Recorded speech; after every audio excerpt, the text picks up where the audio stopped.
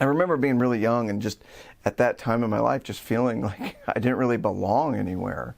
I played baseball, basketball, straight A's, National Junior Honor Society, but I remember kids drinking in junior high, and I would lie about it. Like, yeah, I drank too, just to try to fit in. But then high school came.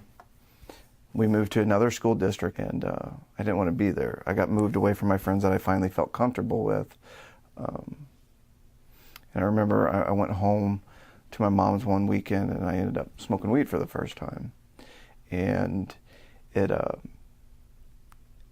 it was an experience to where I didn't have to think about things anymore. You know, a lot of people argue that marijuana is not a gateway drug. And I said, you can argue that all day long. It was for me. Because at that moment, I found a connection that I didn't have to think about all these things anymore. I didn't have to worry too much about fitting in. I was angry. I was mad at the world. I couldn't understand why people couldn't get along. So I eventually moved out, got a good job working in a cell phone store, and got my wisdom teeth pulled. Once I found that cocktail of hydrocodone and alcohol, it was off to the races. It progressed. I started going backwards. I quit paying bills, and eventually led to heroin. In my last binge, I went to a 45-day treatment, left, came home, was doing great.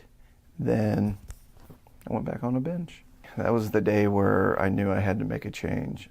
My mom comes out, says, "You know what? I don't want you here when I get off work," and I believed her this time. I remember just the house was quiet, no TVs were on. All you could hear was a ceiling fan going off and the chain hitting the glass. And I remember looking out the window and seeing the blue sky and the oak tree right there by the window blowing. And I was like, man, I want that. And I fell on my knees and I just started praying. And the weirdest thing happened, the obsession left. And I went to detox, came home, turned myself in, and sat in jail for 2 weeks till they brought me in front of the drug court judge. I knew that I had to get away. I had to figure out who I was. I had to get comfortable with who I was. And I just started, again, getting heavily involved. I started running their kitchen, planning meals for the whole house, which was 16, 17. Started going to the grocery store every week. Started taking responsibility again, stuff that I lacked for a long time. And I left, came home, and graduated. I came up with the idea to start a program, a nonprofit that can take people in early recovery, the families, and the community together and work towards solving problems in the community. And that's what led me to start working at Chestnut. Now I work with drug court clients. A lot of them don't believe in themselves right now.